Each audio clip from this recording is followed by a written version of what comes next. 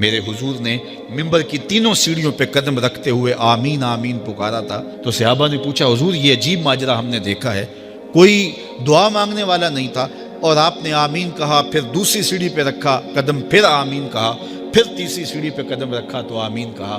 فرمایا میں نے پہلی سیڑھی پہ قدم رکھا تو جبریل حاضر ہوئے اور انہوں نے کہا اس شخص کی ناک خاک آلود ہو جس نے ماہ سیام رمضان المبارک کو پایا اور اپنی بخشش نہ کروا سکا۔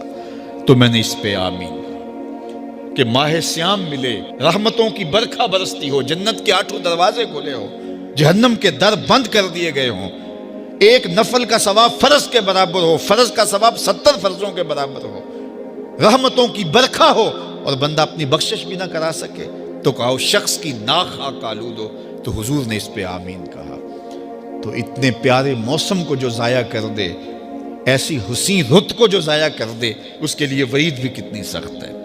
کہا دوسری سیڑھی پہ قدم رکھا تو جبریل آئے اور کہا اس شخص کی ناک خاک آلود ہو جو والدین کو بڑھاپے میں پائے اور خدمت کر کے جنتی نہ ہو سکے۔ منبر کی تیسری سیڑھی پہ قدم رکھا تو جبریل آئے، انہوں نے کہا اس شخص کی ناک خاک آلود ہو جس کے سامنے آپ کا ذکر کیا جائے اور وہ آپ پہ درود نہ پڑے۔ اللہ اکبر۔ رسول رحمت کا نام آئے تو درود و سلام پیش کرو، ان کا ذکر آئے تو تمہاری روحیں بھی درود پڑھیں، تمہاری زبانیں بھی درود پڑھیں۔ اللہم صلی علی سیدنا و مولانا محمد معدن الجود والکرم۔ ان کا ذکر روحوں کی غذا ہے، ان کا ذکر دل کا قرار ہے، تو ان کے تذکرے کی خوشبو سے اپنے ماحول کو معطر رکھو۔ آپ نے روزہ رکھا ہے، کوئی شہر حبیب کی کھجوریں آپ کو پیش کرتا ہے، تو اس سے متبرک غذا اور کیا ہو سکتی ہے؟ تو آپ کہتے ہیں کہ جناب میرا روزہ ہے۔ آپ کو کوئی مائے زمزم پیش کرتا ہے، اس سے زیادہ بہتر مشروب کون ہو سکتا ہے؟ اس جیسا مشروب کائنات میں موجود نہیں ہے، لیکن آپ معذرت کر لیتے ہیں کہ جناب میں نے روزہ رکھا ہے۔ تو مائے زمزم جیسا مشروب اور مدینہ النبی صلی اللہ علیہ وآلہ وسلم کی کھجوریں بھی آپ نہیں لیں گے کہ میں نے روزہ رکھا ہوا ہے۔ تو روزے میں وہ چیزیں جو جائز تھیں، مشروع تھیں، مبارک تھیں، متبرک تھیں، اس سے بھی رک گئے، اور جو چیزیں پہلے ہی ناجائز ہیں تو پھر روزے سے جب آپ ہوں گے تو ان سے کیوں نہیں رکیں گے؟ جھوٹ بولنا یہ تو روزے کے علاوہ بھی جائز نہیں تھا، حرام کمانا، حرام کھانا یہ روزے کے علاوہ بھی جائز نہیں تھا، کسی کی غیبت کرنا، چغلی کرنا، سب و شتم کرنا، گالی گلوچ کرنا یہ تو روزے کے علاوہ بھی جائز نہیں تھا۔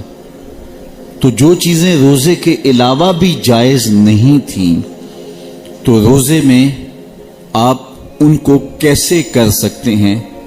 اور اگر آپ کھاتے نہیں ہیں، پیتے نہیں ہیں، لیکن جھوٹ بولتے ہیں، غیبت کرتے ہیں، چغلی کرتے ہیں، سب و شتم گالی گلوچ کا بازار گرم رکھتے ہیں، اور آپ نے روزہ بھی رکھا ہے، تو پھر روزے کی حقیقت کو سمجھے ہی نہیں۔ روزہ تو ان امور سے بھی رک جانے کا نام ہے جو امور جائز تھے، مشروع تھے، اور جو چیزیں پہلے ہی ناجائز ہیں ان سے تو پھر بدرجہ اولا رکنا ہوگا۔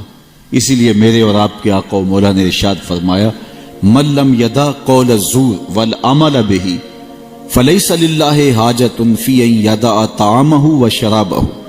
جس نے جھوٹ اور جھوٹے کام نہیں چھوڑے اس کے بھوکا اور پیاسا رہنے کی اللہ کو کوئی ضرورت نہیں ہے۔ تو روزے میں ان امور سے بھی رک جایا جائے جو امور شریعت اسلامیہ نے عام زندگی کے اندر بھی روکے ہیں، عام زندگی میں جن سے رکنے کا حکم دیا ہے۔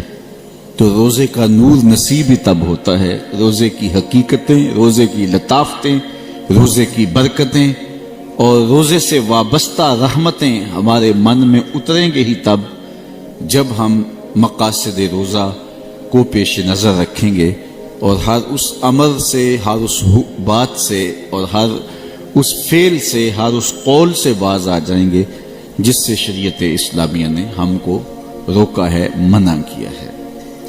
تو روزہ رک جانے کو کہتے ہیں۔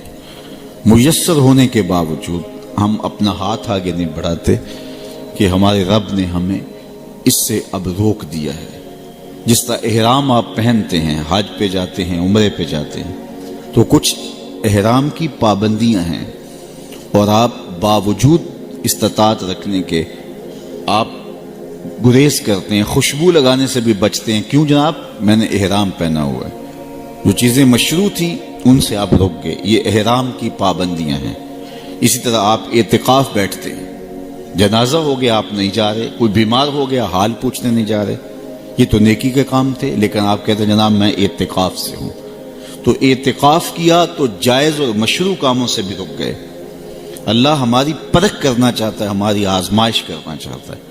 احرام کی پابندیاں ہیں، جائز اور مشروع کاموں سے بھی احرام کی پابندیوں کی وجہ سے رک گئے. اسی طرح روزہ ہے تو روزہ ہمیں سکھاتا ہے جب ان چیزوں سے بھی ہم رک جائیں گے روزے کے دوران جو اللہ نے عام زندگی میں جائز رکھی ہیں، تو پھر ہمارے لیے مشکل نہیں ہوگا ان کاموں سے رکنا جو اللہ نے ناجائز رکھی ہیں. تو روزے کے بعد، رمضان المبارک کے گزارنے کے بعد پھر انسان کی زندگی کے اندر ایک تبدیلی پیدا ہو.